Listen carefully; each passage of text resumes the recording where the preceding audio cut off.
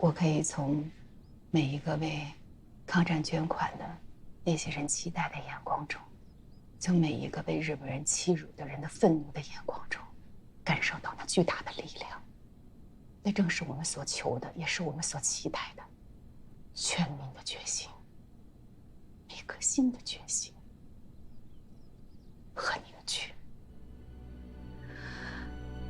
正如我党毛泽东同志在《论持久战》中所提到的，抗日战争是战争史的奇观，是中华民族的壮举，是惊天动地的伟业。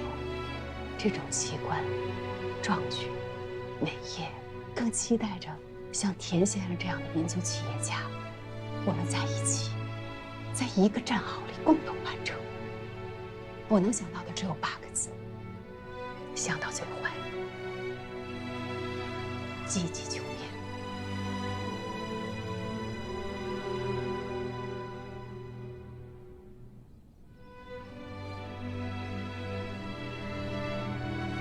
想到最坏，积极求变。收脚。先走了啊，先写。张团长啊，你那样干不对，要不要帮忙啊？小月姑娘，不用了，还没吃饭呢。你没呢。我自己来。刘叔下地了。哎，累了吧？吃饭了。不累啊，种地我也是刚学，还不熟练。种地不是难事，有些口诀记住了就行。哎，来，你吃饭去，给我。来，吃饭了，小黄豆。春除深，夏除浅，秋天锄地似刮脸。晒不死的棉花，下不死的南瓜，腌不死的白菜，焊不死的葱。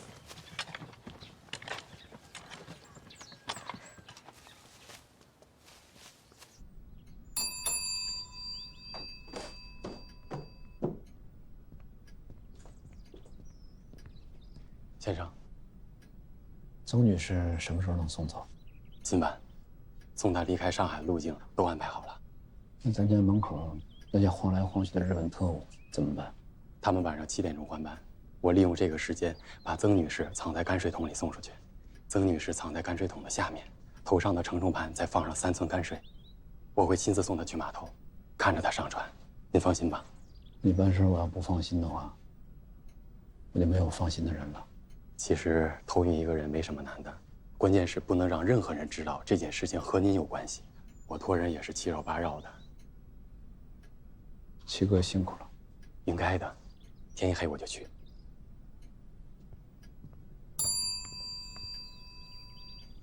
先生，你陪我坐一会儿嘛，现在天又没黑呢。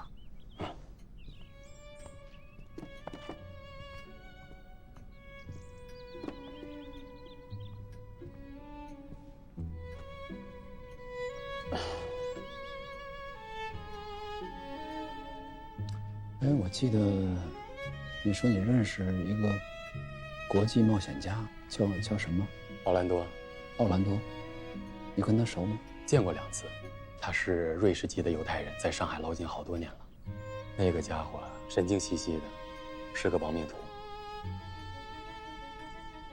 就是他帮着刘家的毛纺厂偷运东西。是，据他说，他是向日军司令部的一位少将行贿，打通关节，能偷着进刘家北军管里的仓库，运出了好多原料。先生，您不会是想找他偷运东西吧？那可太危险了。我现在不危险。我听刘家人念叨过，那个奥兰多，狮子大开口，贵得吓人。贵得吓人，那就选最贵的。什么意思啊？是想偷运机械厂？机械厂可不能拆啊！机械厂是咱们泰来的根呢。机械厂要拆的话，那您怎么办呢？哎呀，我就是想一想。先生，这个念头可万万不能动啊！七哥，你今天话有点多。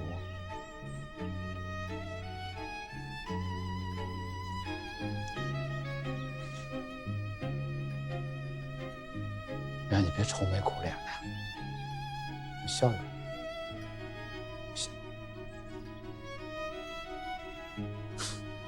你哭一个，哭。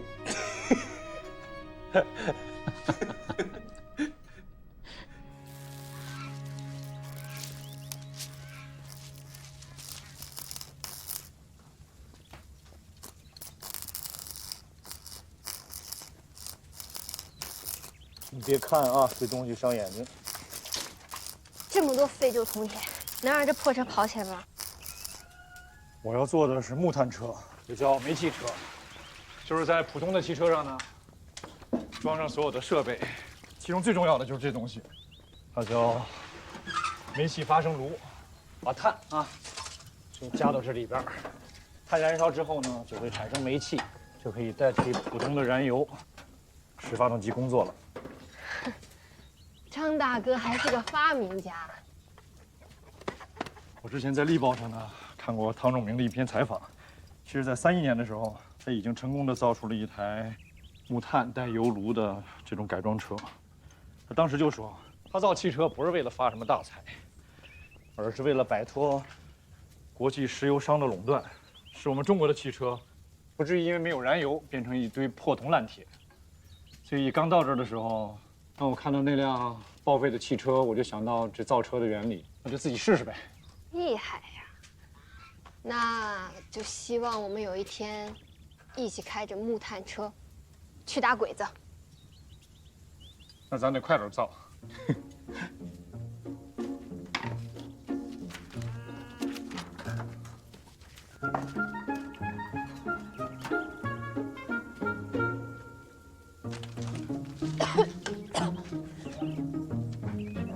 哎，你把它给我打开干嘛呀？真是！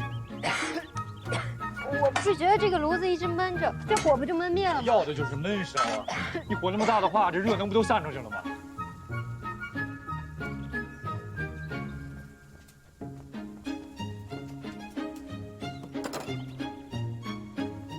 你做过饭，生过火吗？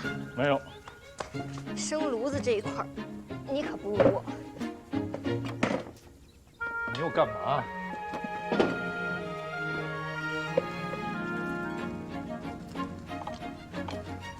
看，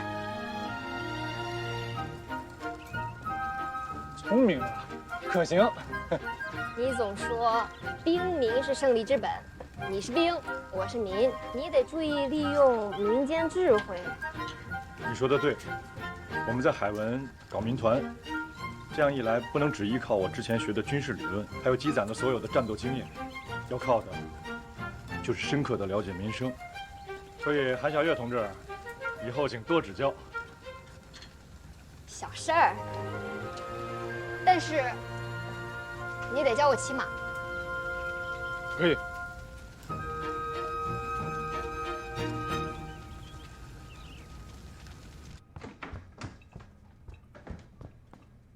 孟师傅，你们家来客人了。客人？什么客人啊？不知道，是一位先生。哦，行，我知道了。好。那天是8月15中秋节，我也是头一回在战场上过。我们87旅的弟兄们在战壕里吃着万福兄弟用菱角做的月饼，看着月亮，都有点想家。我就带头唱了个我们的东北小调《月牙五更》，这一唱打不住了。山西的兄弟唱了他们山西的小调，热河的兄弟唱了他们热河的戏，上海的兄弟唱了他们上海的曲儿。唱着唱着，我们旅长就来了啊，我们就起哄，让旅长给我们唱一个。我们头一回见旅长腼腆害羞，他就说：“家父曾教我一首吟诵。”哎，我还记着呢。明月几时有？把酒问青天。不知天上宫阙，今夕是何年？就是这个味儿，我教给他的。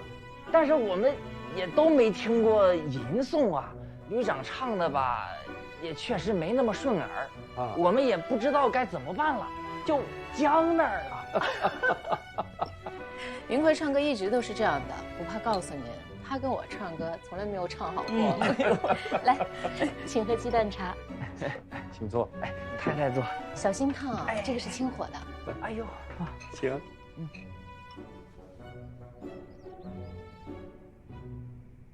香。你接着讲，接着讲啊！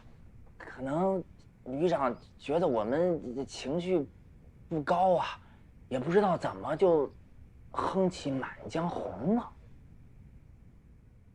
怒发冲冠，凭栏处，潇潇雨歇，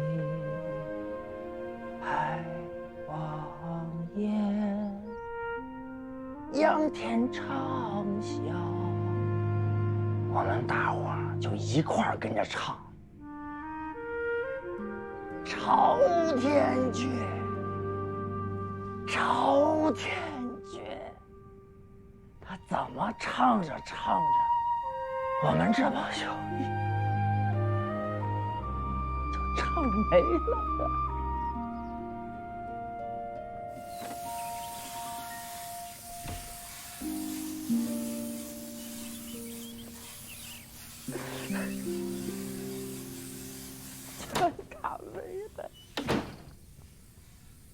万福啊，哎，你看这是谁来了？他也是你们旅长的部下，是你头一个战壕的同袍兄弟。万福，是这样，我见到你知道太爷太太住这儿之后，我实在坐不住了，我就没告诉你一声，我就来看太爷太太了。你不会怪我吧？你也知道我会怪你啊，黄瞎子，你就不该来这儿。你知不知道整个田府都不知道太爷的真实身份？哎，万福啊，对外人啊，他们可以瞒着，可是对黄先生，那就大可不必。是啊，王先生还跟我们说了好多云奎的事儿，我们爱听。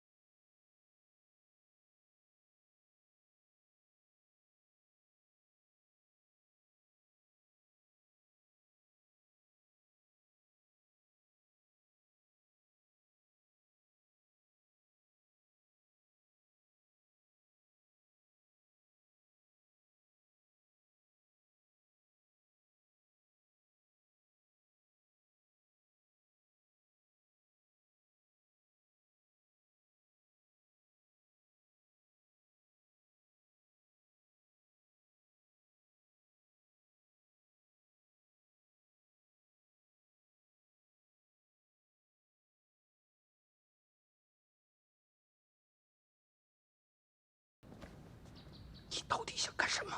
怎么了？你能照顾旅长家人，我还不能来看看了？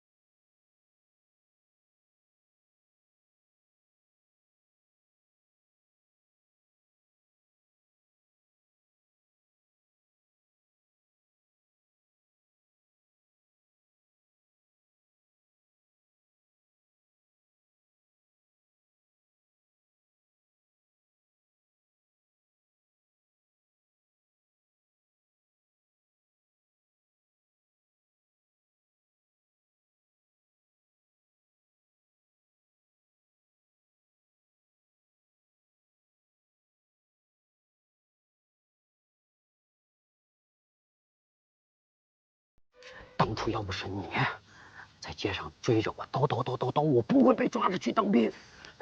你们倒好啊，死的死，跑的跑。我要照顾旅长他们一家3代，你知道我吃了多少苦吗？啊！我好不容易混进了田家，我过2天舒服日子，你不知道又从哪儿冒出来，阴魂不散，逼着我帮你杀人放火，我凭什么呀？我欠你的，我上辈子欠你，还是这辈子欠你的。来，你开枪，开枪打死我。你要是不敢开枪，你就从这个门给我滚出去。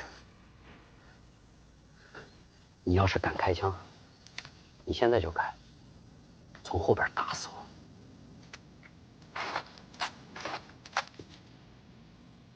你打。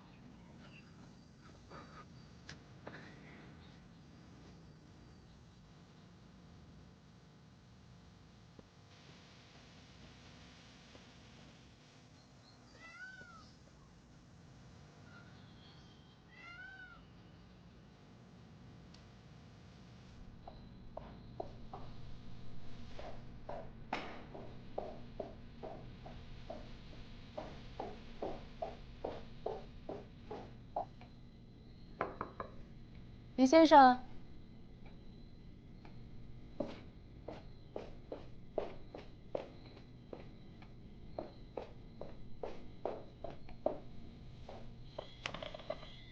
林先生，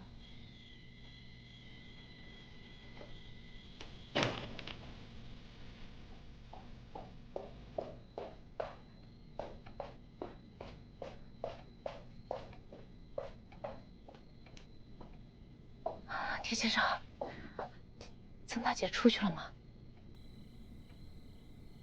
曾女士安全送走了，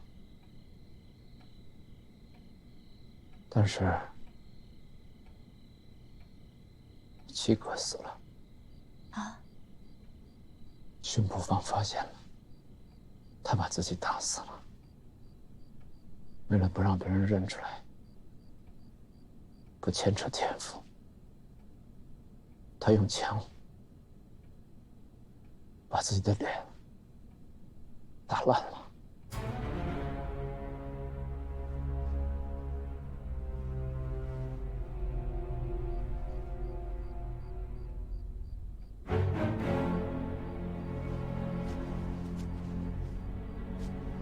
我是不是不应该让他一个人孤单的待在那个巡捕房冰冷的停尸间？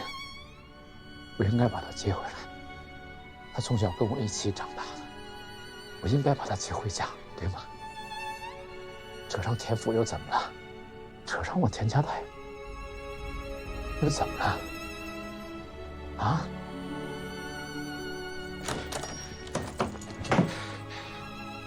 我要接他回来。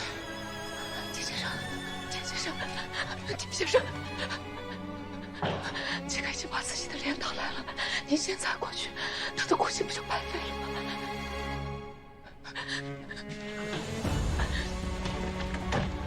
季凯不能白死。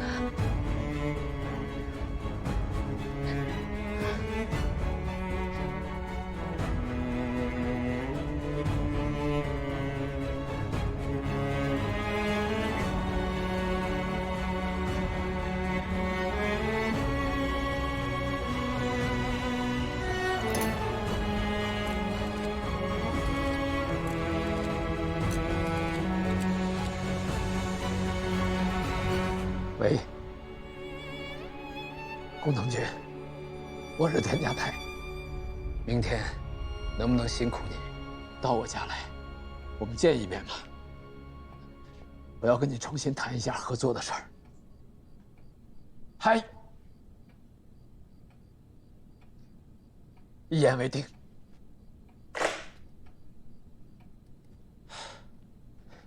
曾女士说的没错。苦撑待变，等不到什么。我们现在所谓的苦撑，没有意义。我要自己变，自己找。七哥跟我最后一面的时候，坚决反对我拆场子、偷运。可是我想，他现在应该会。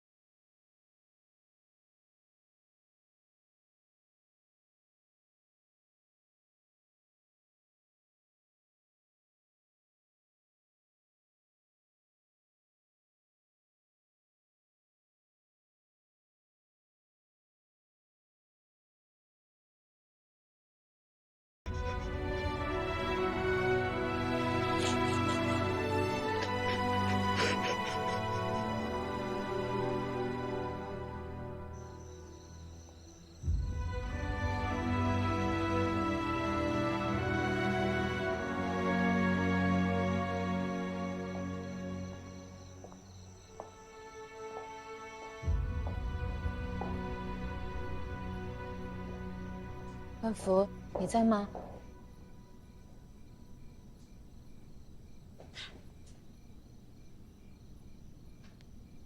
这么晚不睡觉，坐在这儿干嘛呀？我在等你。怎么了？我想跟你聊聊。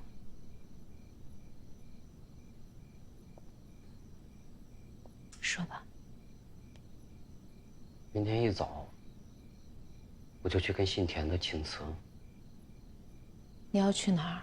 不但是我走，你、太爷还有月明，我们要一起走。出什么事儿了吗？我到这儿来干活，本来就是为了给你、太爷还有月明一个安身的地方。但是现在田府待不住了。跟今天来的那个黄先生有关吗？田府现在很危险，这儿现在就是个是非窝。你听我的，没错。万福，你跟那个黄先生拉拉扯扯的时候就觉得不对劲，是跟他有关吗？他是什么人啊？你别管这么多了，你跟我走就行。万福，你跟我说实话，他是来干嘛的？他是什么人？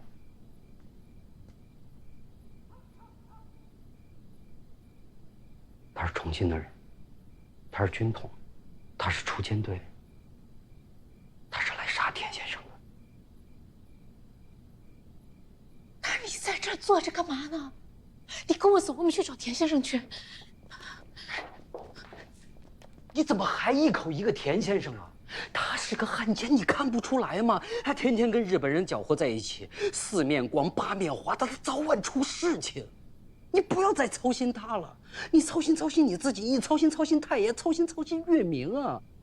我在这儿，反正我是一刻都待不下去了。我一顿饭我都不想给这个汉奸做。他不是那样的人，万福。他不是这样的人，他是什么样的人？你知道啊？上次在增寿楼，我在场，他明明没有受伤，他回来之后就受伤了。那谁知道他到底是真受伤还是假受伤啊？那谁知道他到底是要演哪一出啊？还有，最近你们连2楼都不让我上，天天在那小黑屋里叽叽咕咕叽叽咕咕，干什么我都不知道。是，干什么你最清楚。念书就这么上瘾啊？难道就不能大大方方在那个书房念，不能在那个休闲室念，非要在那个小黑屋里念？夫人，我不知道从什么时候开始，咱俩居然这么隔着心了。自打从南京到了上海，咱一路吃了多少苦啊！哪怕是在租界跟张云奇斗，咱俩是吵，那吵归吵，我总觉得咱俩是一个战壕里的战友。可是这一次，自从你给姓田的念完书之后，你就什么都不跟我说了。我早上看不着你，我晚上见不着你，我好不容易见你一面，扭头你就不在了，就好像是个屁一样。那是月民的屁，好歹也是个臭臭。我一个大国人在你面前晃来晃去，我就跟个空气一样。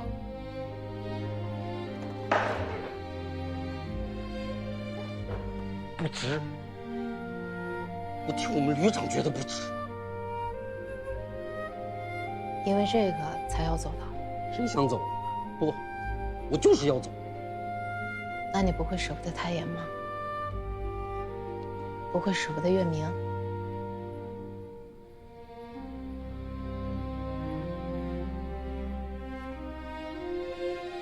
我就是野小爬虫，我舍不得谁呀？谁又舍不得我呀？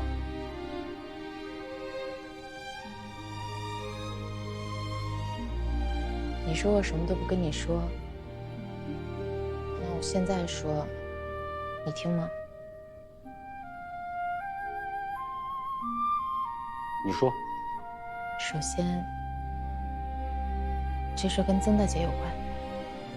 之前我帮曾大姐去义卖，在义卖的时候，曾大姐被日本特务打伤了，枪伤就在心脏旁边，流了好多血。当时我特别着急，可是哪有医院诊所愿意接受一个受了枪伤的病人？是田先生派七哥把曾大姐接进了府里。这段时间，曾大姐一直藏在田先生的暗房里养伤。你说你看不见我，是因为我在照顾她。这件事儿不能太多人知道，整个府里上上下下这么多人，也就我、田先生还有七哥知道。不告诉你，是不想让你也陷入危险当中。第二，今天晚上我为什么会这么晚回来？今天七哥送曾大姐离开上海，在码头遇着了日本人特务，七哥没了。没了。七哥死了。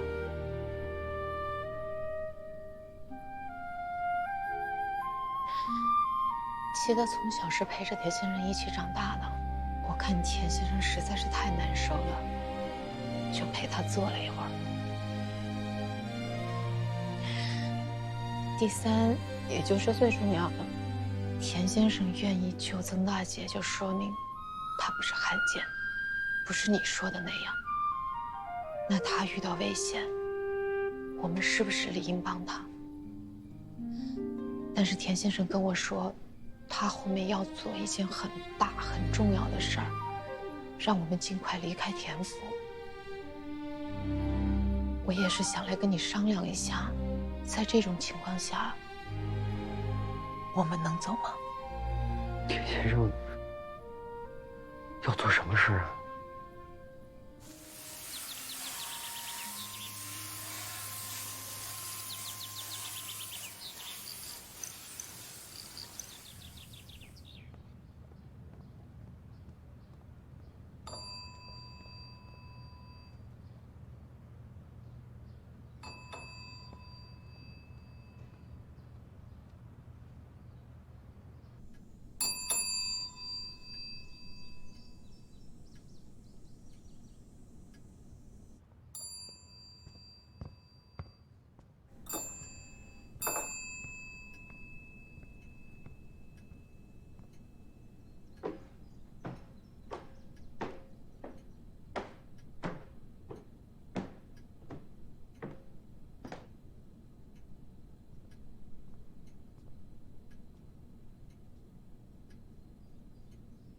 什么事儿？我听见您按铃叫人了。我在叫齐哥。我知道。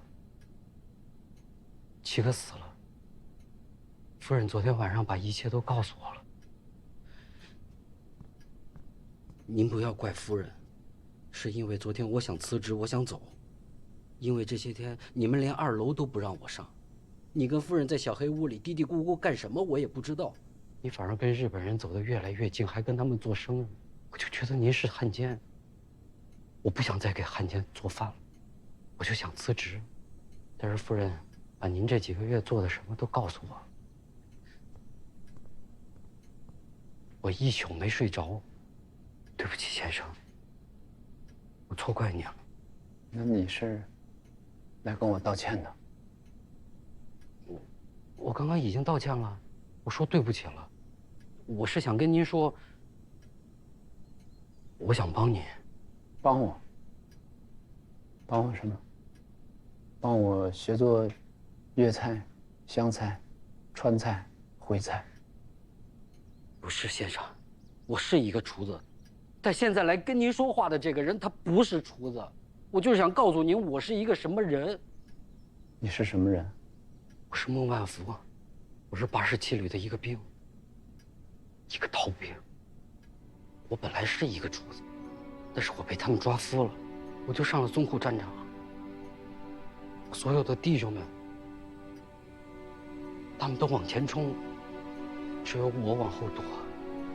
我们旅长叫张云奎，他是我见过最顶天立地的汉子。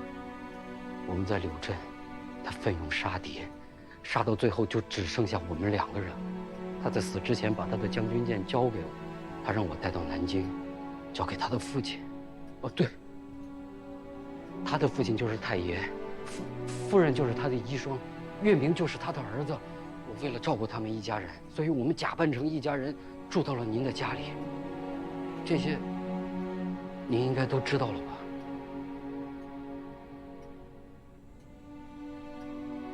受人之托，忠人之事，在这样一个乱世，很难得。你很好。我一点都不好。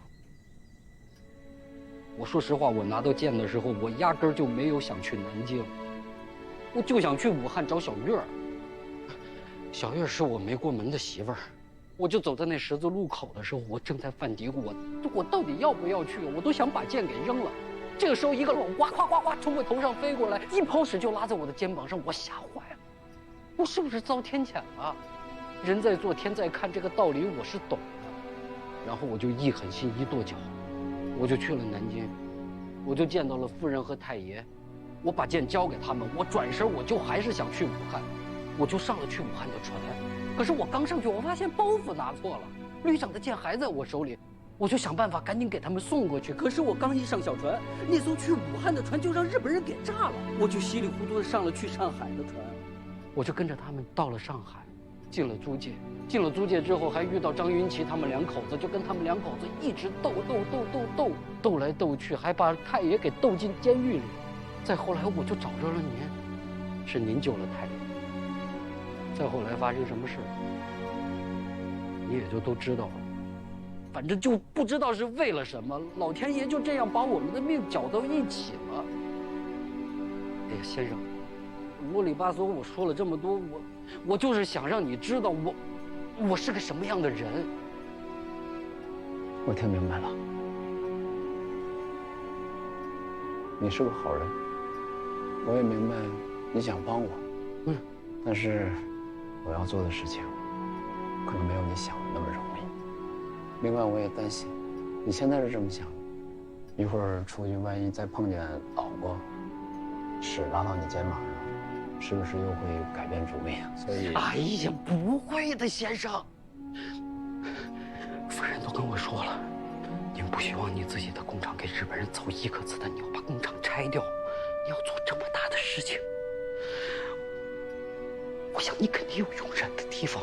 文福，我拜托你，这件事情除了你和夫人知道之外，我不想再有第3个人知道。你很仗义，那就做好你的重任之事。你的心意，我很感谢。但是，七哥已经死了，我不希望因为我，才把你的命搭进去。何苦呢？当年那把剑，说扔你就扔了，现在说走就走了，何苦呢？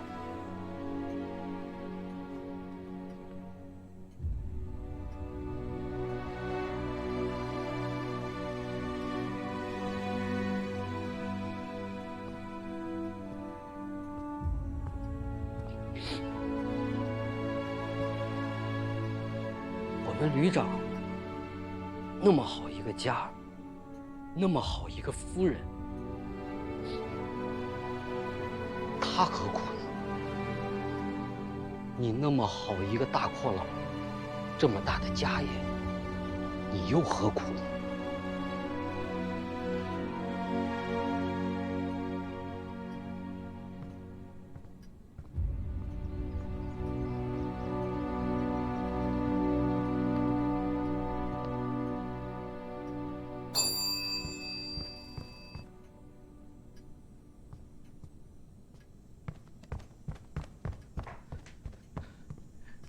先生，有什么吩咐？去，先给我弄一个炝面馒头。哎。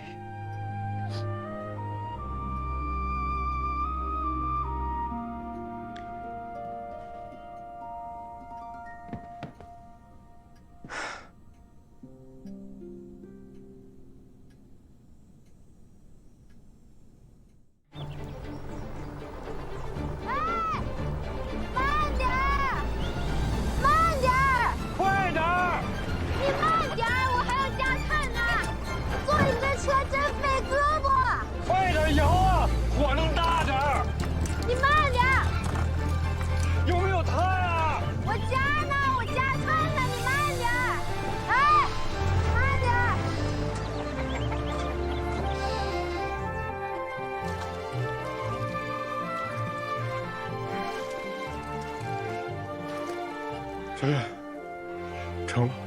什么？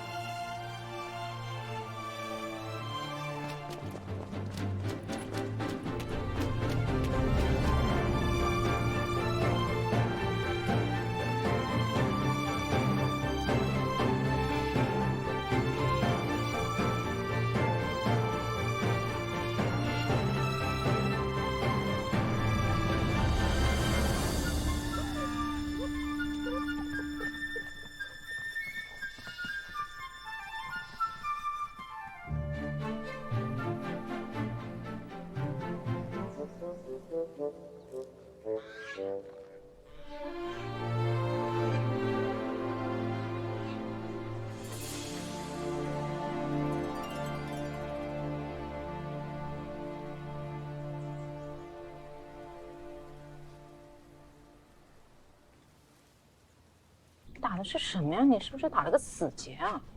我是按你教的打的呀。你这边都绕错了，你看你就跟没绕似的。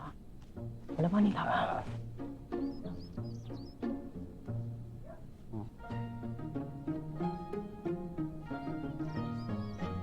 我教你打招呼的话，你还记得吗？全部记住了。你好就是笨猪，谢谢就是没事儿。哪儿来的没事儿啊？你好，Bonjour，谢谢，没事儿。Merci infiniment, merci。哦，merci。对，merci。merci。哦，对对，还有法国人常说的那个 salve。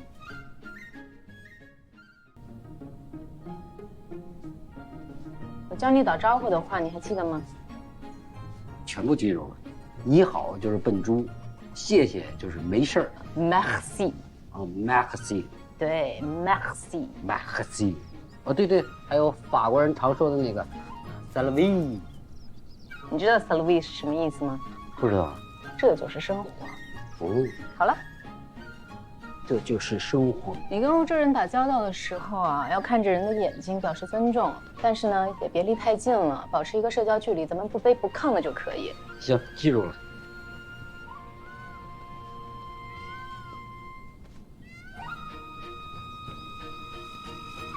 万福，这回你帮田先生做事儿，挺危险的，注意安全啊。行。其实吧，我帮他做事儿不光是为了钱，这要搁以前的我，这种把脑袋别裤腰带上的事儿，给我多少钱我都不干。那你这一次为什么愿意帮田先生了？因为旅长，我也不知道为什么，我总觉得这田先生吧，跟咱们旅长应该是同一种人。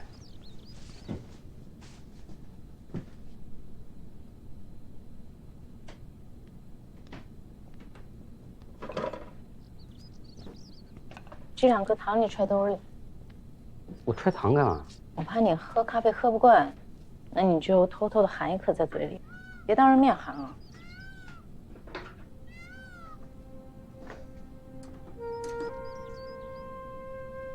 还不走吗？哦，那我走了，夫人。哦，对了，那个太阳下山之前一定要把那个尿介子收了，要不然反潮。还有，你跟太爷说一声，那棵歪脖子树下边不能再晒芥子了，那上面有毛毛虫，我怕毛毛虫那毛毛飘到芥子上，到时候扎了月明。走了。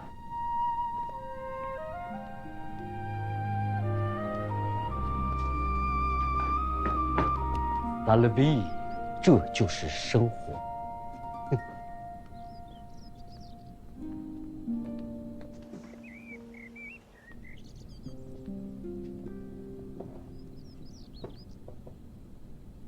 C'est la vie， 这就是生活。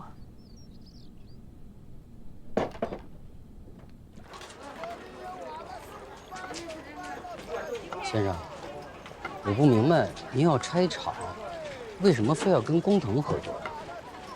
我的机械厂被军管理着，进驻自己的厂也需要办理通行证，只有工藤能帮我解决。我已经跟他谈好了，跟他合作办一个新的泰来机械厂，在新厂址关厂。需要把老的泰来机械厂的机器拆解、翻新。田先生过来了，啊，老样子。我明白了，这样我们就可以不受阻的自由进出工厂了。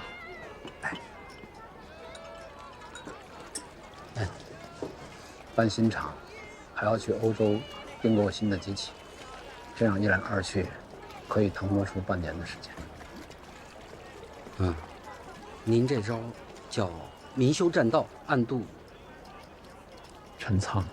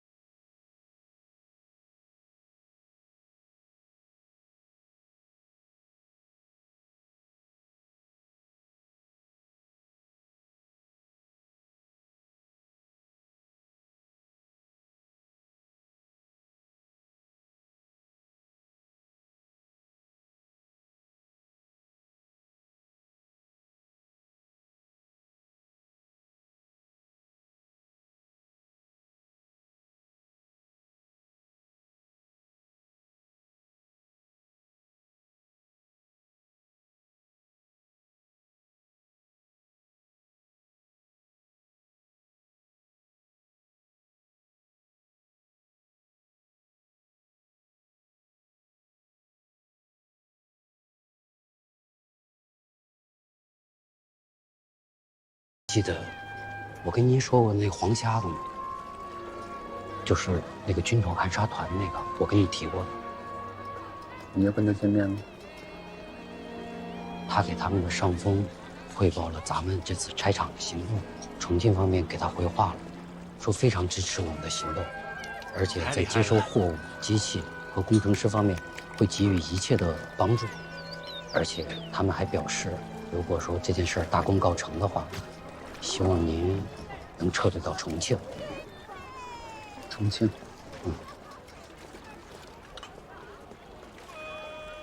大伯，我要谢谢你。您谢谢我什么呀？上一次增寿楼，你推了我一把，躲过了子弹。林先生，我也谢谢您。谢我什么？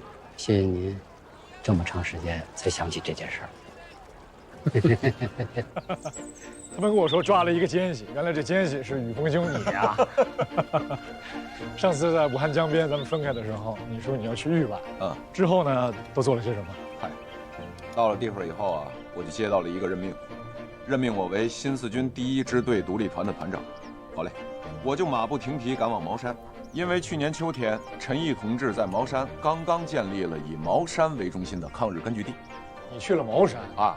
我记得茅山离南京不远呀。对。哎，你们新四军还真是不容易哈，就在鬼子眼皮子底下。说来话长啊，这个蒋介石，哎呀，谢了。虽然魏国同意了我党的抗日主张，允许新四军参加抗战，但是他呢，也同时耍了一个阴谋，就是限定我们只准在一定范围内抗日。我们新四军除了军部以外，有4个支队，每个支队都被限定在一个小框框里边去活动，不许我们招收青年参军，不许我们征收公粮和税款，不许我们过问地方的行政。云奎兄，你可知他这么做的目的？借刀杀人，让共产党在对敌斗争中不断消耗自己的力量，之后呢，又没有任何的补给，久而久之，就会趋向灭亡了。所以我们能上这个当吗？不能。陈毅同志向上级打了报告，得到批准以后，我们就放心大胆地向东和向北去发展，但同时呢，又不能被国民党第3战区指责我们说不听号令，破坏统一抗战。所以我这一路打着诺西抗日挺进纵队的名义，一路向北，今年年初才到了江北。上个月，西边那场仗打得那么漂亮，就是你们挺进纵队打的，对不对？啊，区区不才，谢某是挺进纵队的司令。司令啊！哎，云贵兄，但是我一到江北，我就听说了斗鬼团的大名，我一猜就是你的队伍，所以我打扮成这样，一来是想跟你开个玩笑，二来是想看看，你们斗鬼团这么大名，名不虚传吗？你们侦察能力怎么样啊？果不其然，我刚一到这儿就被你们给扣住了。谢谢夸赞啊！但是你别太得意，虽然你现在是司令，但我告诉你，我张某呢是斗鬼团的团长。咱说正事儿啊，那你现在这挺进纵队有多少支枪，有多少人？我们挺进纵队大概有300多人，400多杆枪，打了2场小小的胜仗，这是军事层面。但其实我真正的目的是想联合像你这样的抗日武装力量，以点带面，积小胜为大胜，共同抗日，一起斗鬼，一起斗鬼，一起。哎呀，云贵兄，你知道吗？在这一场仗面前，咱们中国损失的可是太大了。我去年冬天在皖北，在一个小杂货铺里边，我说买一个烤红薯吧，刚一接过来，哎，我觉得这张纸怎么这么不对呀？我仔细一看，你猜这是什么？这是宋版的书，我一下就吓坏了。我问大娘，我说你这本书在哪？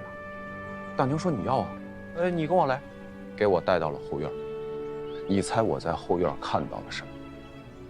满满登登的宋元明清的善本书，而且就在墙角，还有大量的明代家具，都被砍碎了。准备烧火做饭用。实在太可惜了。所以建立一个新中国，驱除日寇，这就不是一句口号，而是刻不容缓的行动。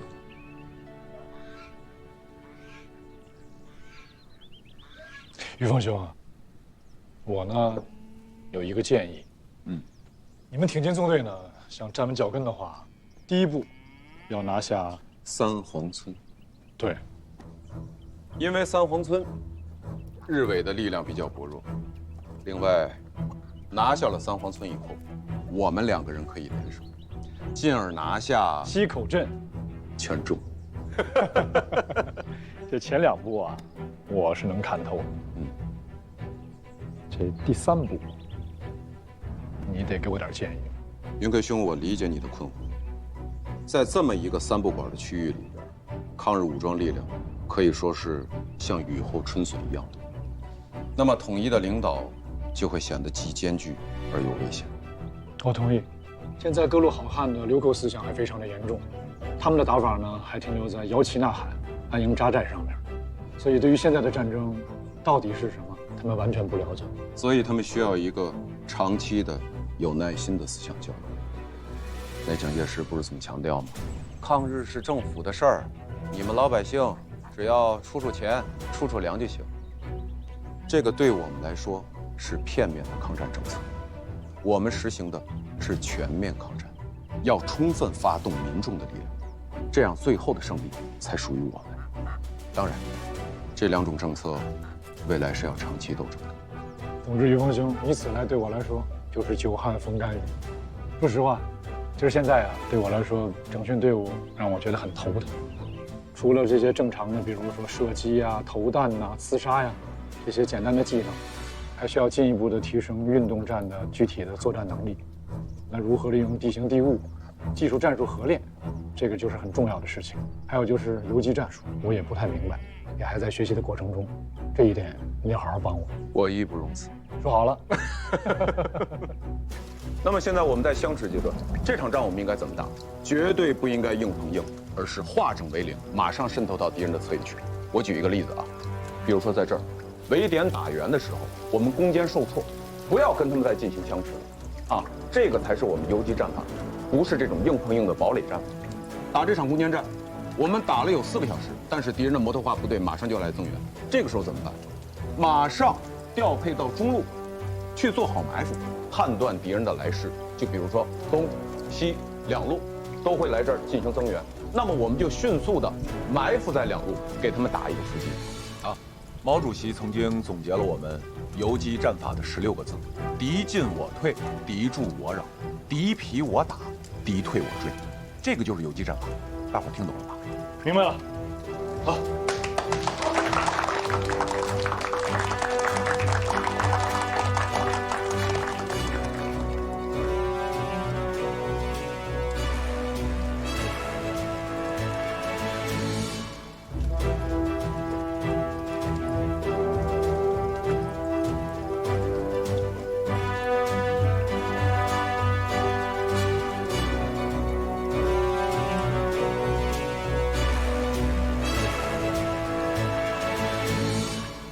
先生，这是今天的发货单。我是亲眼看见那个赵工程师上的船，他是从公共租界的码头出发的。他说到了越南海防的时候会给我们拍电报。什么时候能运完？大概还剩120吨，应该到农历的9月初，10月上旬就能运完。不行，要提前。关键是，从浦东到浦西的那个环节太危险了，越拖越危险。明天，工藤来见我，肯定是来催我的。你去找奥兰多，跟他说，中秋节之前必须运完，价格我可以再给他加10%。快去！不能再给他加钱了，他现在前前后后拿了我们50多万了。你现在跟他说加急，他肯定狮子大开口，10%他都不一定答应。你能运吗？行，我试着跟他砍砍价。但是先生，我们账上没钱了。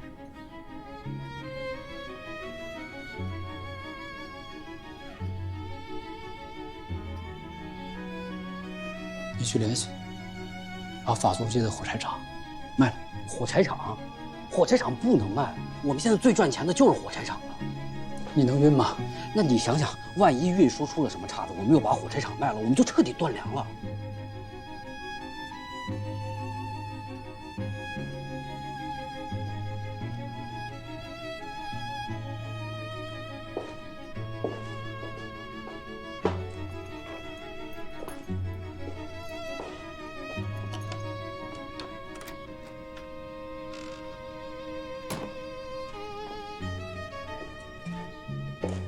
去，拿着这个去见奥兰多，跟他砍价。如果这个能抵10万块钱，那先不卖火柴厂，我们暂时还可以周旋。去吧。这瓶子能抵10万块钱？这个价格远远不止10万。这玩意儿这么值？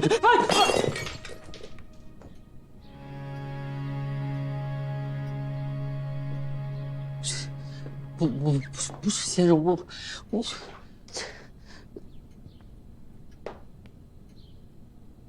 去联系，把火柴厂卖了。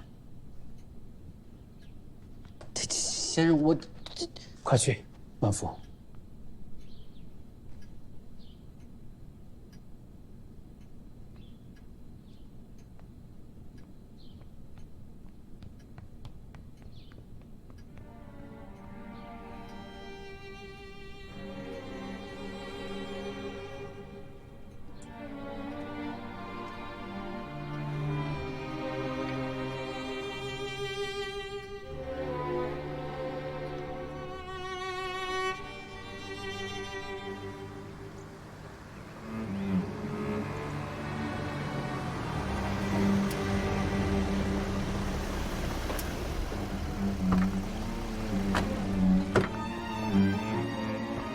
阿田，工藤君。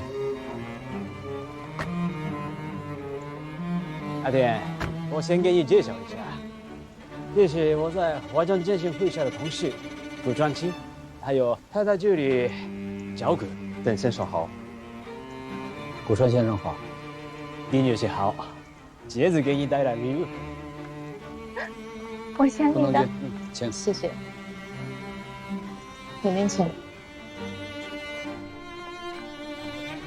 阿田，我还有古川先生对新的泰来机械厂是无比期待呀。我也很期待。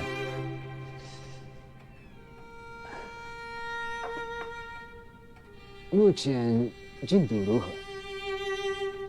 啊，工藤先生，咱们新建的泰来机械厂呢，正在把老机械厂的一些能用的老机器进行拆除，然后再翻新、再维修。这个工作正在进行当中，然后就是要等一些德国的原厂配件到位，我们就可以继续工作了。其实最主要的是，田先生在德国新订购的大型的冲压机床，由于欧洲突然战事，这海运停摆，打乱了我们的计划。不过你不用担心啊，现在货物已经在海上了，一旦等机床到，我们马上就开始安装调试。不过还有一些问题，就是我们有一些原材料突然涨价了，田先生正在积极地筹措新的资金，我相信这个问题马上就可以解决了。新泰来机械厂这个月底能开工吗？不能。阿田，你可是给我保证过，新的泰来机械厂1月27号中秋节就能开工的。那你还向我保证过，一定能抓住浦东肥皂厂的纵火犯呢？原来是这么打算的，9月27号中秋节开工，要怪希特勒，全世界都没想到9月1号他突然发动闪电战要占波兰，欧战爆发，我的机床给耽搁了。要不你打电话问问那小胡子，你质问质问他，他为什么不9月27号以后再发动闪电战呢？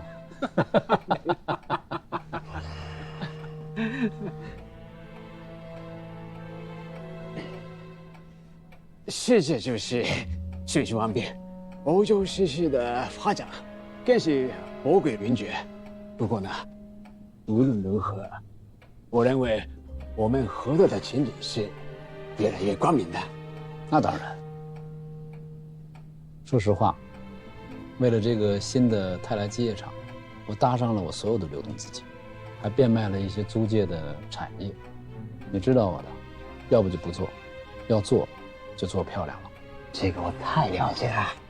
可阿典，既然我们是合作，你何必孤身作战，避免造车呢？这位古川先生有很多资源，他愿意提供一切你需要的帮助。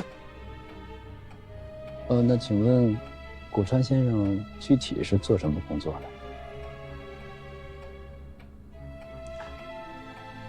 伝さんは友人ですから隠す必要はありません。古川先生是华中派遣军入驻华中建信会社的军方代表，角谷先生是他的副官。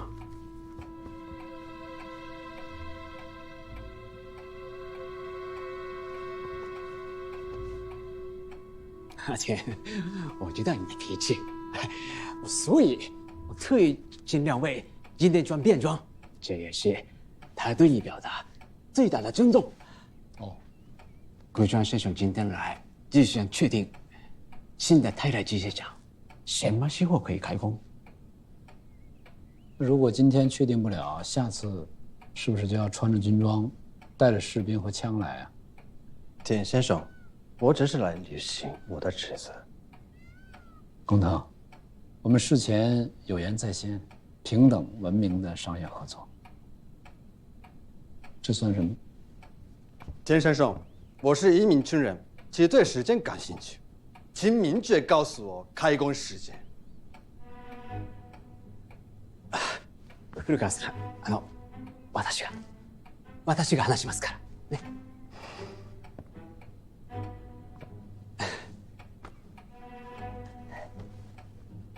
阿铁，我答应过你，工厂的一切由你自己完成。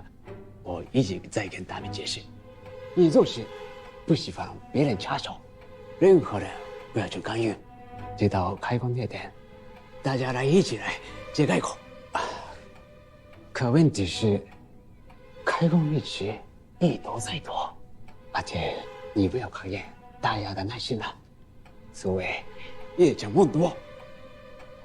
工藤啊，我们两个是老同学，10几年的同学，你了解我呀，你应该信任我。工藤さん、こいつは何を話しているんですか？何か隠し事でもあるんではないですか？工場に何か問題があるかもしれない。我々が自ら実際に見てみる必要がある。そう伝えてくれ。阿铁，你的态度让古川先生很不满意。他说你顾左右而言他，如果是这样，他担心你的肠子很有问题。如果需要的话，他要去检查一下。阿铁，新泰来机械厂是我们华中建行会社的一个模范企业，连东京都在期待。开工前3年前，新亚院东京总部还有华中联络部都会派要员出席。阿铁，你应该知道，我一直在帮你，扛着所有压力。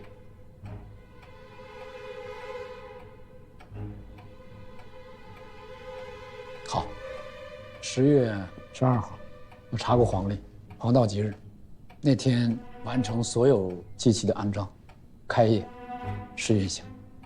10月12日、稼働し始めるそうです。よし、わかった。一言为定。一言为定。じゃあ10月12日、我々もそのお披露目に参加しましょうや。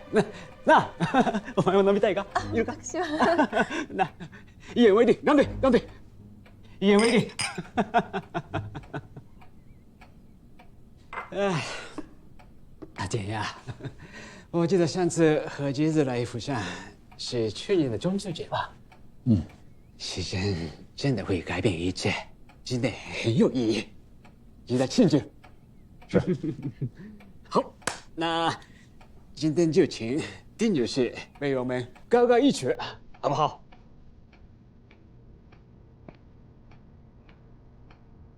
我不会唱歌。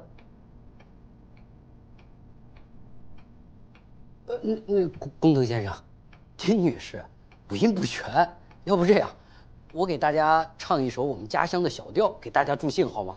哎，貴様誰だ？上一次是我夫人节子为大家献唱的，所以今天就请丁女士为咱们唱我们日本的民谣《红蜻蜓》，你会吗？不会。我来教你。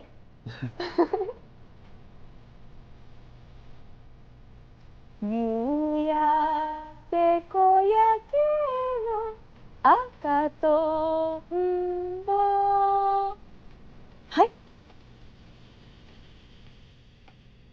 夕焼け小焼けの赤とんぼ。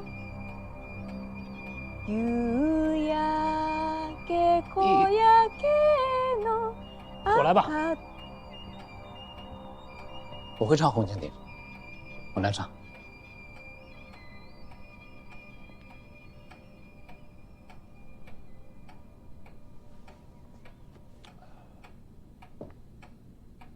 晚霞中的红蜻蜓，请你告诉我。日本語で。日本語だって。お前は黙ってろ。简先生，我们现在是友好的合作着，新的关系，请务必要适应一下。日本的民谣用日文唱最合适。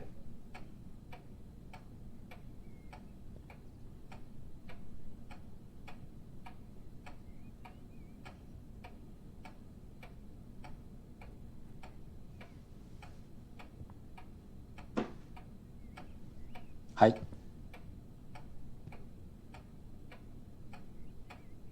夕焼け小焼けの赤とんぼ、追われてみたのはいつの日か。山の畑の桑の実を小箱につったは幻か。事故でややは嫁に行け。お沙汰の頼りも大抵だ。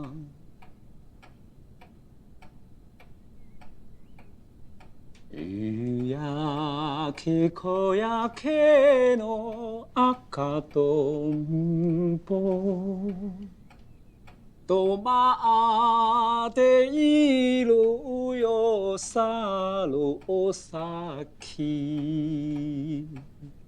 夕焼け小焼けの赤とんぼ、追われてみたのはいつの日か。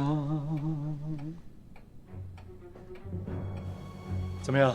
见到老谢和傅凡了吗？见到了，他们跟我说三皇村的一仗打得太漂亮了，他还告诉我谢司令员愿意配合我们一起突袭西口镇鬼子据点，情况都已经调查清楚了，镇上的日军不超过50个人，敌军的主力都已经调上前线了。西口镇靠一个中队的伪军维持，伪军的中队长是一个帮会中人，跟周边游击队的兄弟们合伙做组织生意。谢司令员还通过帮会的人搞来了他们的布防图。这个，我就等他了。哦。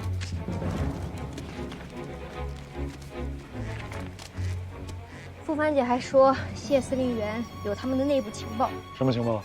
驻扎在西口的日军和伪军，中秋节的时候要调防，这个时候镇上的日军空虚，所以他们打算在这个时候打一仗，想要跟我们在中秋节的时候联合行动。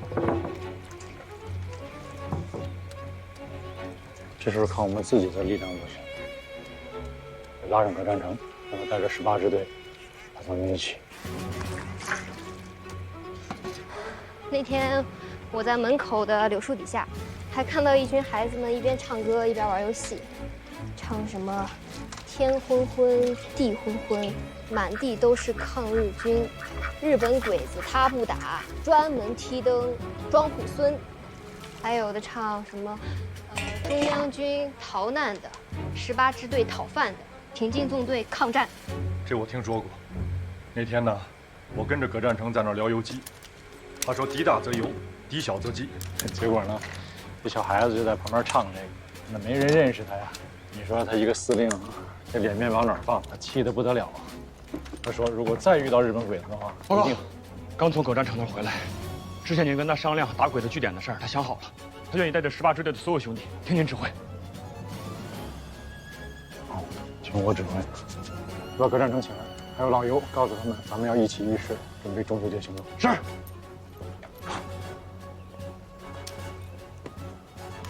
你这个枪拆下来好装吗？好装。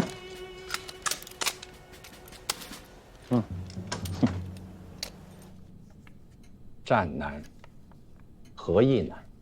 抗战可以救国，和平也能救国。如果确乎抗战可以救国，那我们可以义无反顾，肝脑涂地。可华北、华中、华南附属地区都丢了。蒋介石他的方法是不让我当皇帝，那就杀尽老百姓吧。可汪先生不是。你想干什么呀？是想升官啊，还是想发财啊？你还不了解吗，贺晨？我什么时候想过升官发财呀？我只是办了一份报纸，吸引同道，启蒙百姓，为中国开创一条光明的道路。那要我干嘛？出钱修路，还是出钱买沙子、买水泥？不用，这些周先生都已经安排完了。我就想让你理解我。的确，现在我的思想发生了天翻地覆的变化，但是我的心没变，我还是坚定的爱国者。你始终是我的好朋友。你让一让，别挡着我。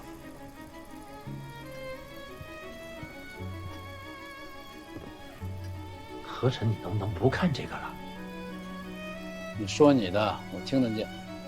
在租界，你对付日本人那一套，应付敷衍，很快就行不通了。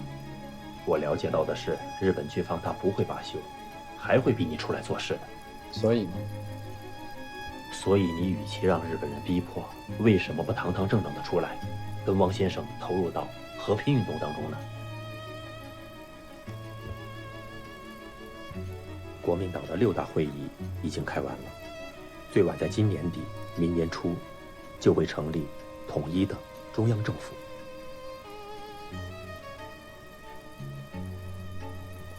到时候，华北的临时政府、华中的维新政府，都会囊括起来，缓都南京。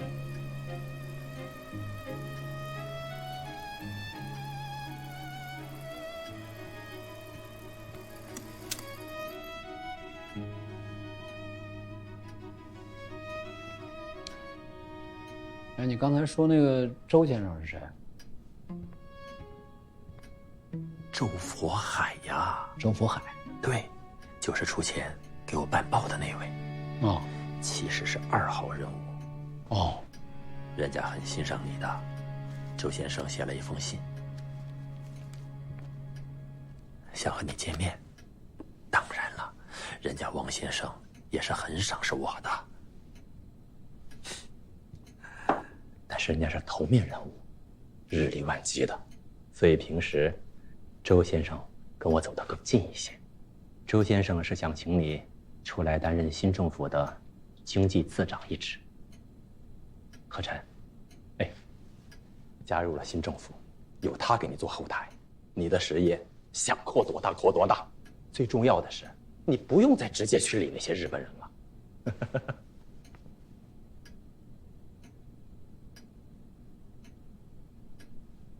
何晨，你给我个态度。我什么态度？我想说，其实你跟汪先生很像，风度翩翩，反复无常，革命戏子，政治尤物，卿本佳人，奈何做贼。你是这样看我的，何晨？啊，你怎么说我没关系，可是你不能这样说汪先生。你对他的态度，我不认同。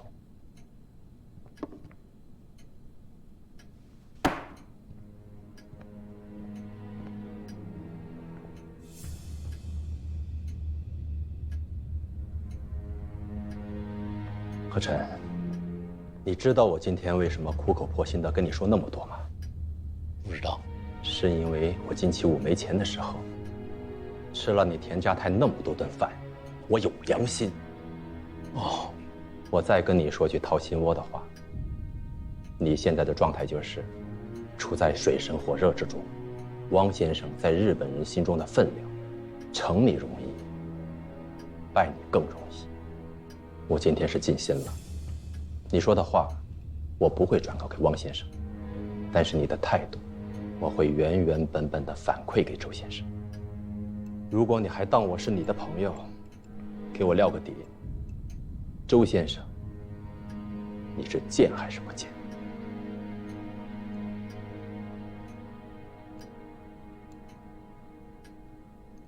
见啊，没说我不见啊。我要是不见的话，岂不是辜负了你的一番美意了吗？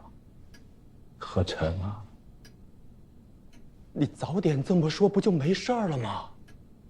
卿本佳人，为何如此的扭捏作态呀？成，我心里踏实了。周先生的信，你慢慢看，我现在就给周先生回复去。今天没白来。哎呀。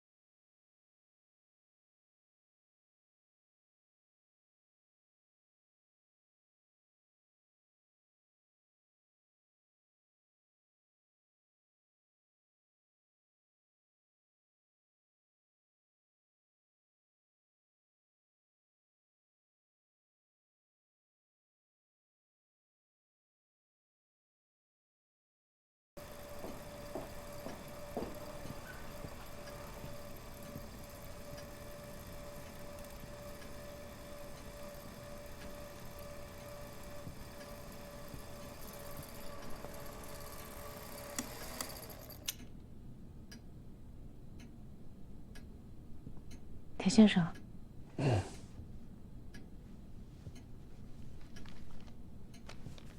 这是最新一批工程拆卸清单。现在机器快拆完了，下一步您什么打算？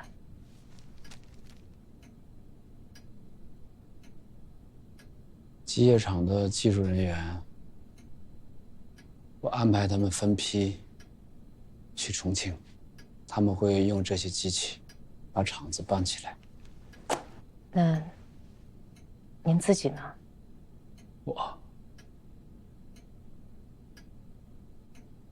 我可不想去重庆，去吃那个传说中的抗战八宝饭。你知道有哪八宝吗？除了陈年的糙米、稗子、沙子、稻壳、石子儿、老鼠屎、小虫子。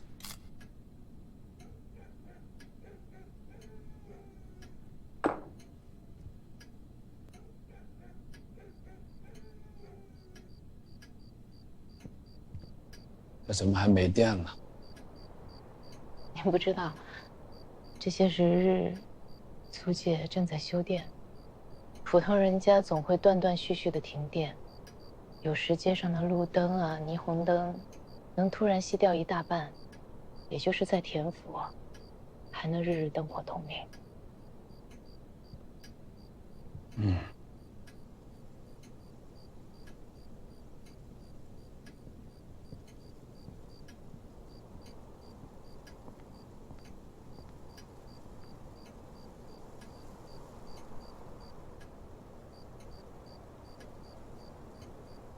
大上海也快成黑暗世界了。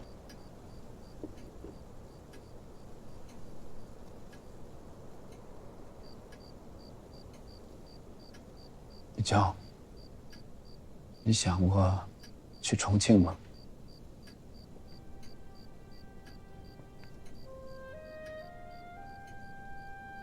同您一起吗？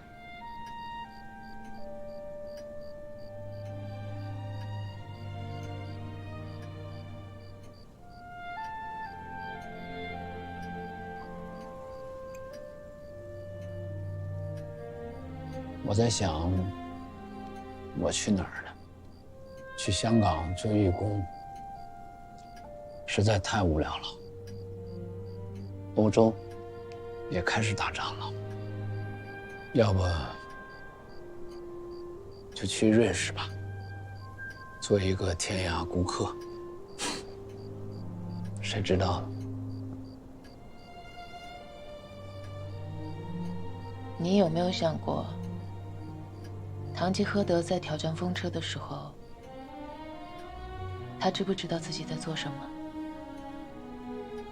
形容他那句话怎么说的？头脑正常的堂吉诃德用处不大，风头风脑的他趣味无穷。说句不厚道的话，我倒希望堂吉诃德一辈子疯下去。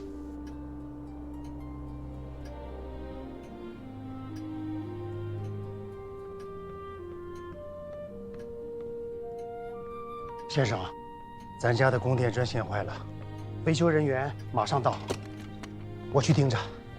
嗯。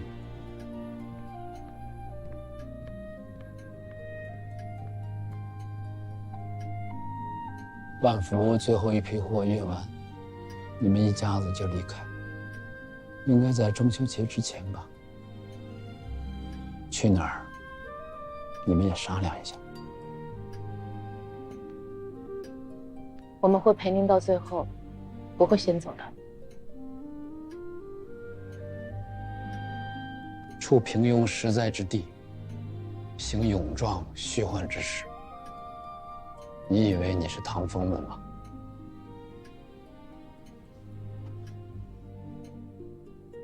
我那个火柴厂很赚钱，一要出手，马上好多人抢，卖了一个很好的价钱。除了要给奥兰多的钱之外，还能剩下一大笔，你不用操心我。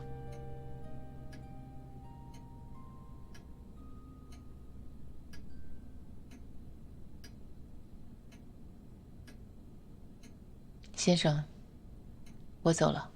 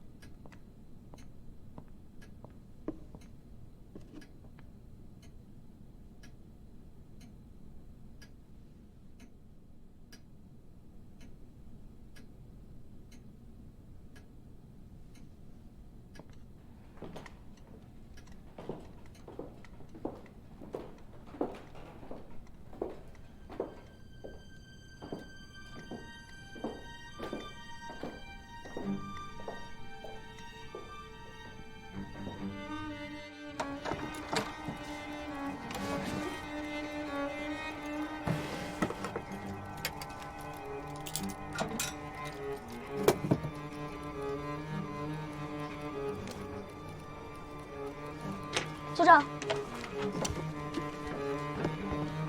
组长，总部急电。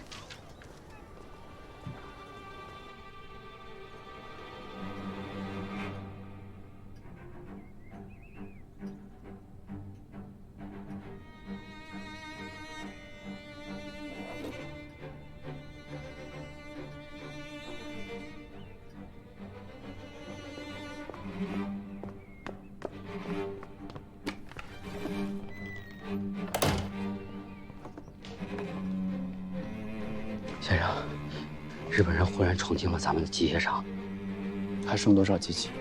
最后一箱昨天晚上已经运进租界了。最后一箱，最后一箱，全都空了，全都空了。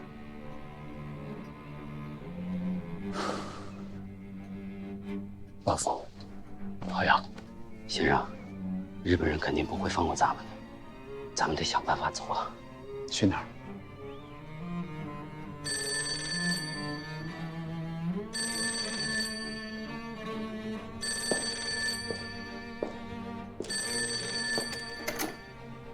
喂，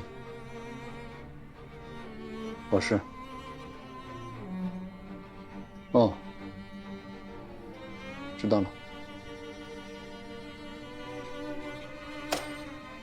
黄子明，是你说那个黄瞎子吗？对。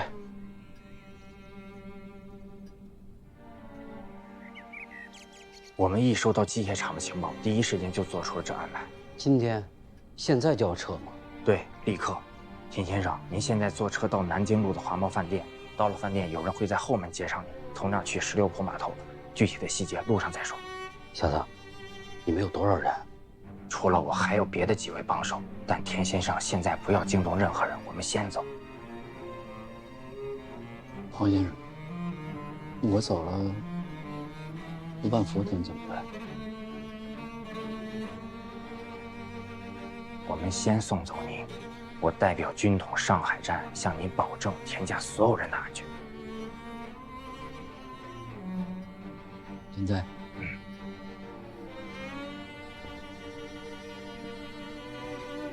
哎，那我那些相机能都带走吗？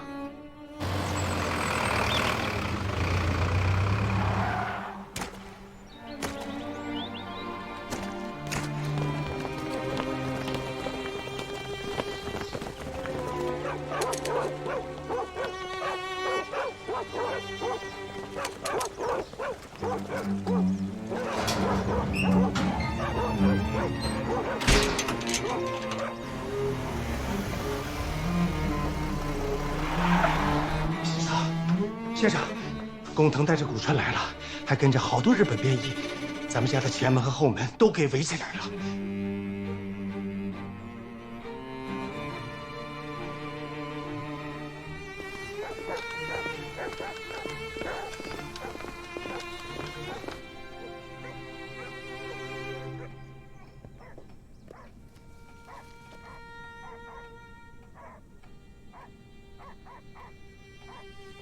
丰臣秀吉有句名言：“杜鹃若不叫，便要使它叫。”杜鹃我知道。丰臣秀吉是什么鸟？哎，これやろ！哎，何言ってんの？这个人很不懂礼貌，能让他先出去吗？天上，他是军人，不懂社交礼仪。我们还是回到正题吧。你辜负了我，欺骗了我，你还欺骗了大日本皇军，你让我极度为难。这也是我能给你争取到的最好的情况。要不是我苦口相劝，他们会以抗日分子和破坏上海经济的名义，直接把你抓进宪兵队。我在法租界也算是有头有脸的人物，就那么容易随随便便的抓我进去吗？ばっかり言うな。それをどうした？我々にとってはみんな同じだ。简先生，你把泰来机械厂全部分拆运走，不仅背信弃义，更是严重的犯罪行为。我们还有确凿证据，能证明你在半年前掩护了义民工党抗日分子。军方已决定接管所有华界的电视企业，你必须改过自新，这是你的最后机会了，仙子。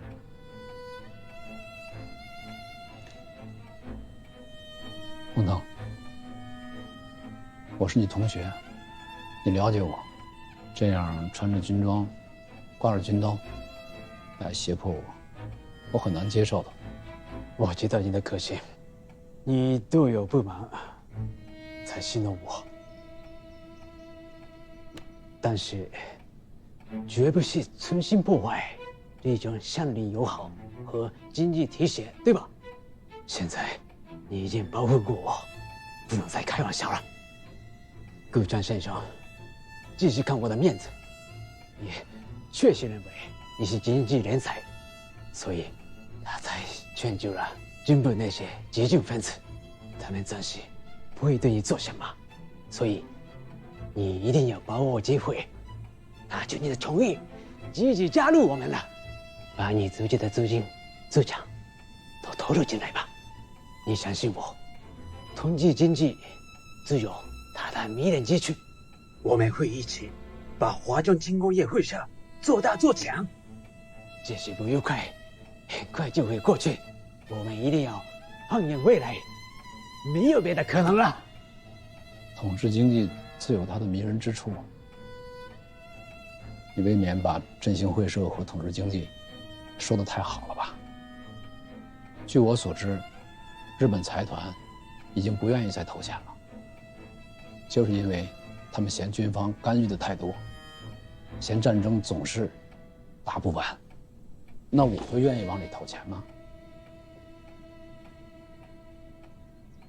今天如果我担任的这个职务，在中国人看来，不仅仅是落水，我还要继续往里投钱。我已经亏了很多了，我的家产都变卖的差不多了。我之前之所以那么做，就是不想让我的家财全空。你到底想说什么？我想说，我只想做个生意人，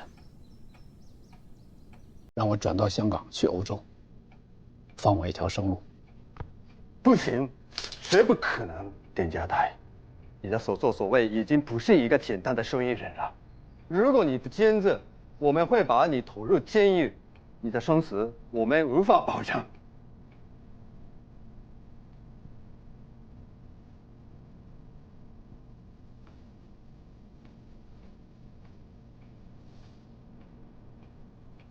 好，给我1天考虑时间。绝不可以。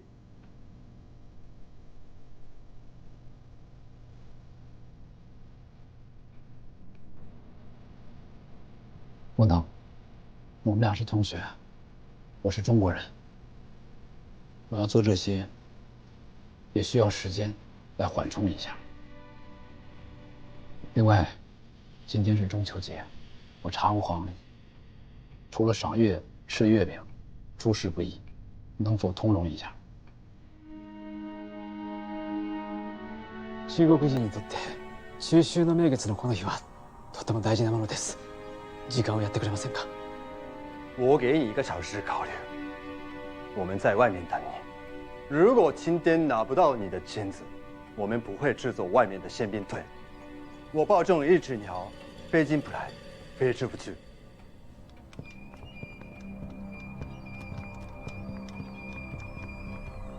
阿姐，1个小时后前和现在以前有什么区别的？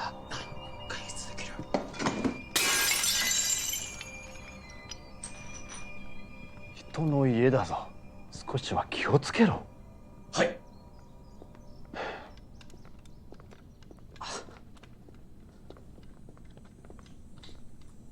哎，在别人家打坏东西，最起码应该说声抱歉吧？抱歉呀，田先生，小葛君太不小心了。谁碰的，应该谁道歉吧？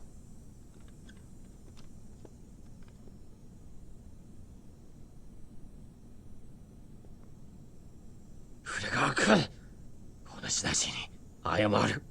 わけにはないでしょう。この野郎！你忘了自己是谁了吧？我知道你很骄傲，所以一直让你上分。不是因为喜欢你，是因为顺从你，让你办事。成本比较低，可你要识时务。这到底是谁的家？到底是谁的土地？你睁开眼睛仔细看看，不要被骄傲弄晕了头。你不觉得一个猎物跟猎人聊尊严是很可笑的事吗？现在重要的是服从。对。田先生，发品前回头监事会是会赔给你。中秋快乐。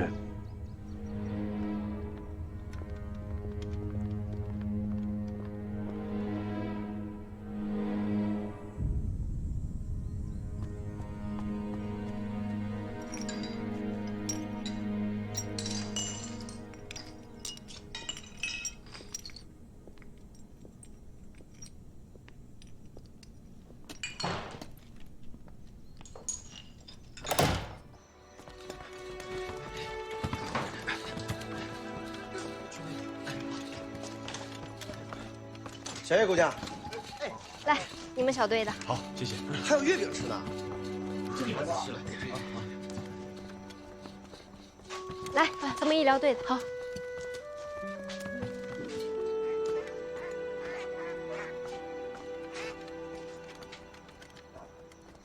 来，你们小队的。好。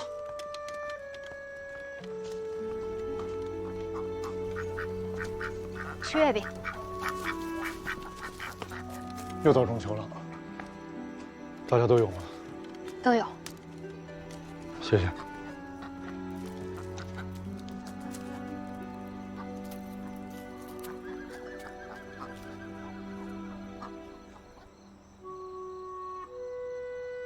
发什么愣呢？想起淞沪战场上那个中秋节了，还记得之前我跟你说过吗？有人用菱角做月饼馅，那是我的勤务兵，叫孔二包。这小子不会打绑腿，那天晚上我帮他打的绑腿。之后啊，我们拿着月饼到战壕里边，跟战士们一起看着月亮，每个人唱着自己家乡的小调，最后我们一起唱《满江红》，一起。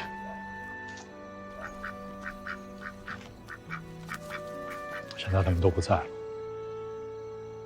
那天晚上跟今天很像，也是大战之前，很平静，也很不平静。但唯一的区别就是，今天晚上没。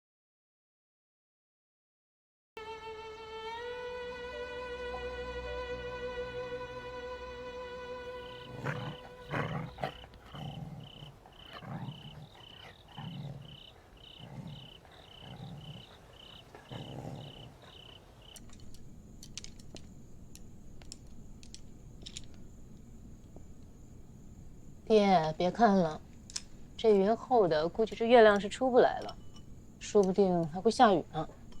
昏雨成风，分花宫，路也难通，心也难通。满堂唯有烛花红，悲且从容，歌且从容。夫人，哎，回来了。哎，万福啊，哎，田先生呢？他不是过来跟我们一起过中秋吗？啊，田先生在主楼见客人呢。哦。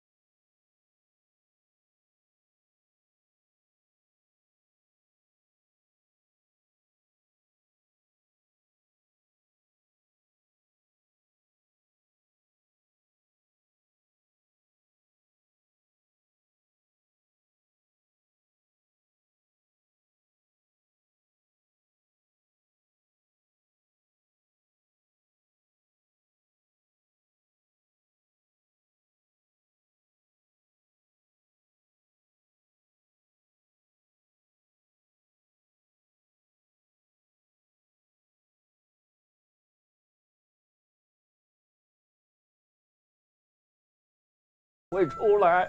好，谢您。来，太爷，来，嗯。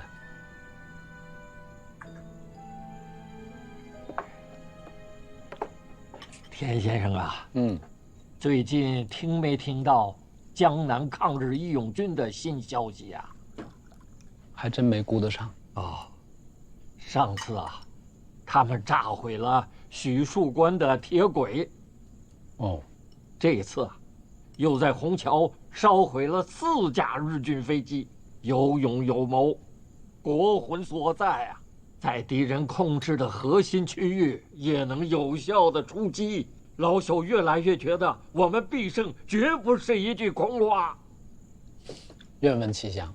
啊，现在呀，日本鬼子啊，攻也攻不上去，守又守得艰难，泥足深陷。只要我们中华男女老幼团结一心，咬牙苦熬，熬到5年、8年、10年，最后的胜利一定是我们的。苦熬5年、8年、10年。太爷，我已经熬了3年了，您觉得我还能熬得住吗？熬得住啊，守得云开见月明啊。可是熬也得有熬的本钱呀。怎么没有本钱呢？人活着就是本钱。好，这话说得好，活着就是本钱。太爷，每次到您这儿来，都获益匪浅。今天呢，咱们也算一起过了中秋了。我那边还有事儿，我恐怕等不到月亮出来就得回去。来，喝了这杯酒，我就告辞。哎呀，这来，来，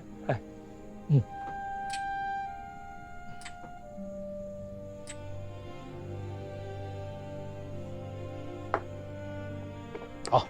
哎，田先生，这月饼还没有吃呢。哦，对，要吃月饼，要吃月饼啊。告辞了，太爷。爹，我们去送送田先生。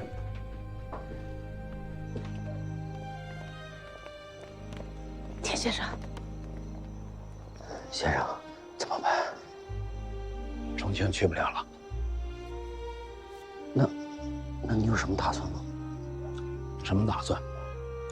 我很简单。今天来之前，想告诉你一件事：今天晚上收拾好东西，尽快离开田府，不要那么不相信。趋利避害是人的本能，天时若大家也，家兄拼尽一生心血创立的，不能因为我全搭进去。我之前觉得我跟那些落水的人、投亡的人不一样，但是我高估了自己，只不过是50步笑100步。赶紧收拾东西，不要惊动太爷，尽快的离开汉奸的家。田先生，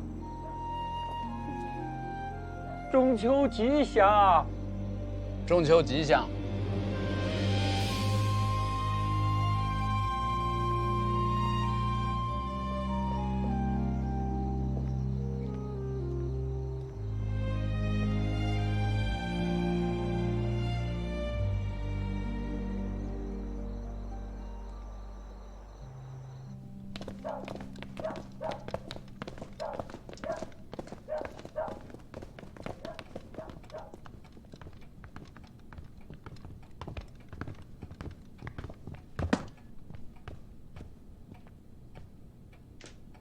田三，是选好了吗？还没有。我想，这么重要的仪式，最好要当着你们面签，万无一失嘛。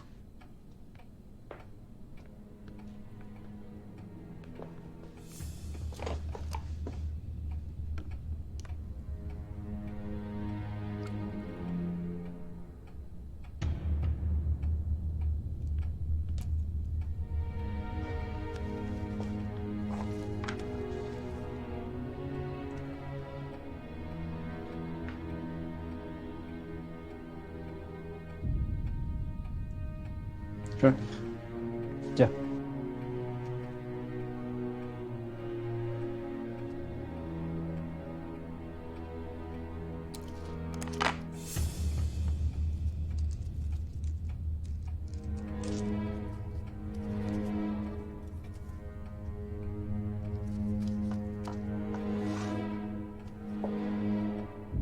这儿，这样。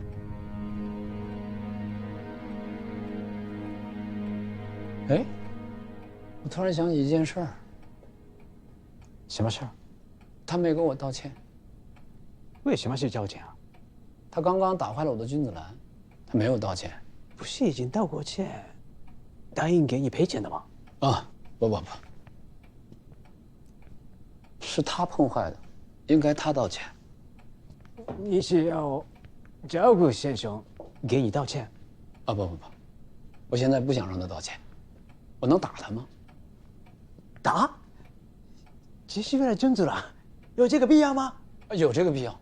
你一定要见他吧？一定。我养了好几年的君子兰，他给我碰坏了，还不道歉，我实在气不过。我要打他，我要抽他耳光。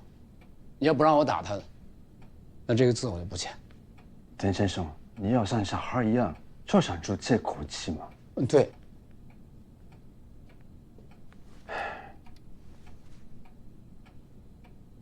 我々は今日任務を終わらせる。角谷、軍令だ。頼んだ。はい。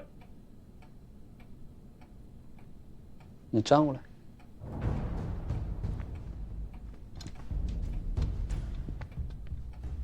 大队。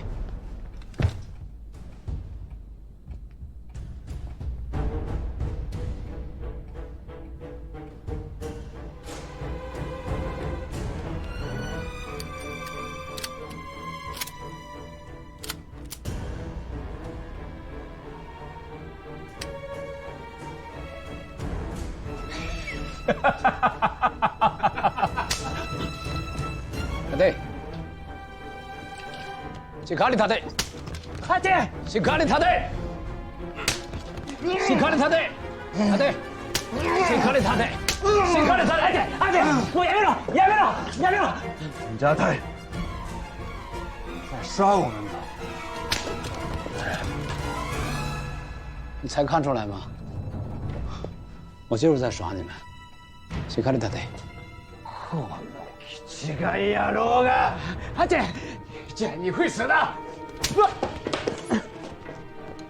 老同学，我告诉你，我根本就没有打算签这个字。你在侮辱我！你在侮辱我们帝国军人！是。我知道，马得。你们也知道侮辱啊？啊？开枪打死我！向你们的上级汇报，你们受到了侮辱。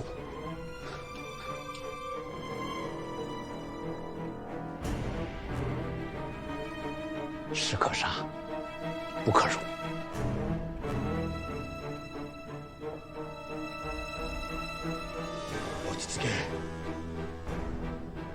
你们不配杀我。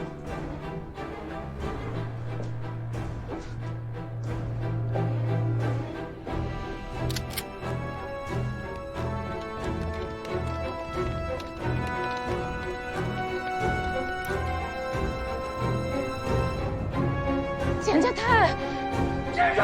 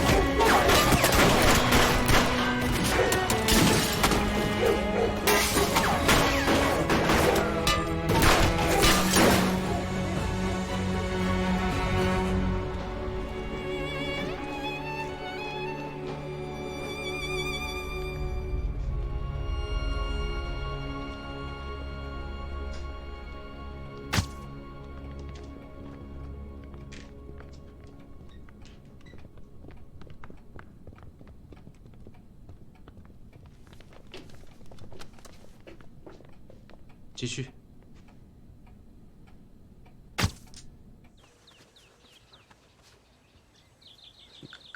各位长官，我知道个事儿。昨天日本人来之前进来那几个人里边有一个人，我之前在后院见过他，他以前专门来看望过孟万福一家。他长什么样？他这儿有他爸。我是一直看他们家不太对劲，就说他一个厨子，老婆给田先生读书，他老爷子整天满口的知乎者也，哪像一个厨子他爹呀？可偏偏田先生还挺看重他。后来田先生不让他当厨子了，七哥走了以后就提拔他当了跟班，让他到处跑，说是做生意，但不知道他在干什么。哦，出事之前，田先生还专门来了趟后院，跟他们家一起过了中秋。他说的脸上有刀疤的人，就是抗日锄奸团团长黄子明。看来田府上下和黄子明有联系的只有孟万福，是不是说明孟万福是军统的人呢？黄子明是谁？黄子明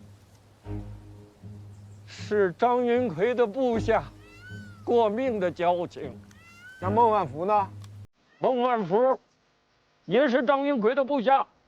张云奎是谁？87旅少将旅长，淞沪抗战时率动歼灭数千日寇，我儿子死得其所。你儿子是谁？张云奎。那孟万福呢？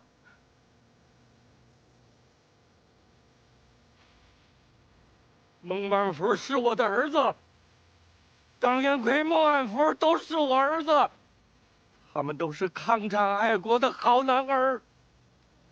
这个疯疯癫癫的老头子，说他儿子叫张云奎，那有没有可能孟万福就是那个少将旅长张云奎？张云奎，对，淞沪会战时违抗军令、生死不明的少将旅长。孟万福和黄子明熟了，黄子明的上线是铁树，所以说孟万福就是张云奎，也可能就是铁树。下一个，你就是孟嫂吧？啊，是这样啊。这把剑是从你屋里搜出来，你们怎么会有这把剑？你男人孟万福当过兵？他只是个厨子。孟万福，可你爹刚才说他的儿子叫张云奎。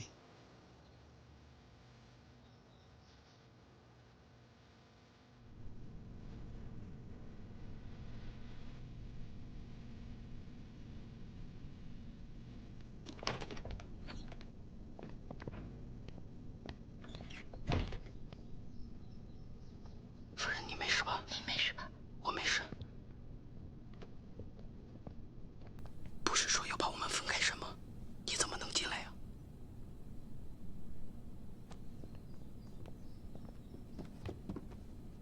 宪兵队那个马江天故意把我放进来的。他跟我说，怎么打个案子一定要有人背锅。但是现在那个黄子明跑了，他就拿着那把剑问我：“你到底是万福还是张云奎？如果你是万福的话，你活不了；但如果你承认自己是云奎，那你对他们来说就还有价值，没准还能活。”为什么呀？我也没有想明白，但是这至少是个机会。我现在就把云奎的情况都告诉你，你能记多少记多少，然后你就见机行事，好吗？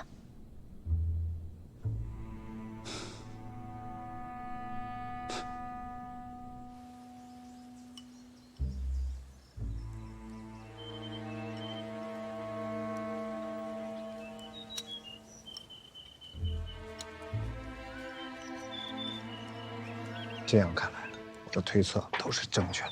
孟万福就是那个铁树。如果孟万福就是铁树，天府发生的一些就都能解释通了。军部要利用田家代，总统要利用田家代。对，本来铁树潜伏在田家极为安全，田家泰按照铁树的指示，把机械厂拆分开来运出上海，结果被古川发现制止。田家泰左右为难，选择自杀身亡。黄子明那帮人开枪射杀了古川之后逃走了，可孟万福没有跟着一起走，就是因为他的父亲还有老婆孩子都在田家，所以他只能装成厨子，蒙混过关。有道理。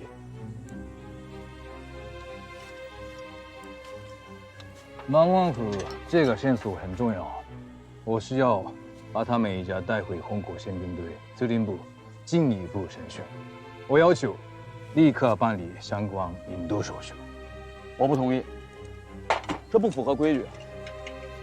一个厨子，一个老爷子，一个女仆，能跟军统有什么关系？大金先生，田先生是法租界的人，发生了在法租界的凶杀，不能出了法租界审讯，否则租界的面子、里子都没了。齐斯菲尔路76号是越界筑路的地方，如果在特工总部时，就不算离开法租界了吧？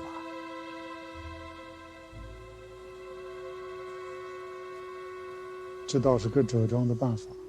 我看这件事儿就交给76号来处理吧。就这样吧。好，我们告辞了。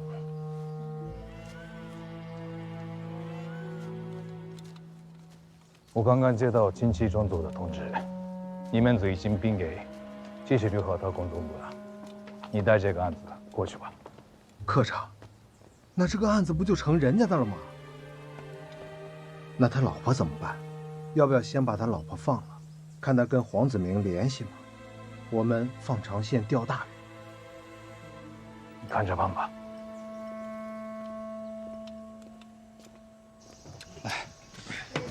哎呦，我来。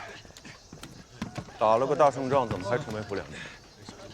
我汪精卫在筹建伪政府，我担心未来的抗战局势会越来越严峻。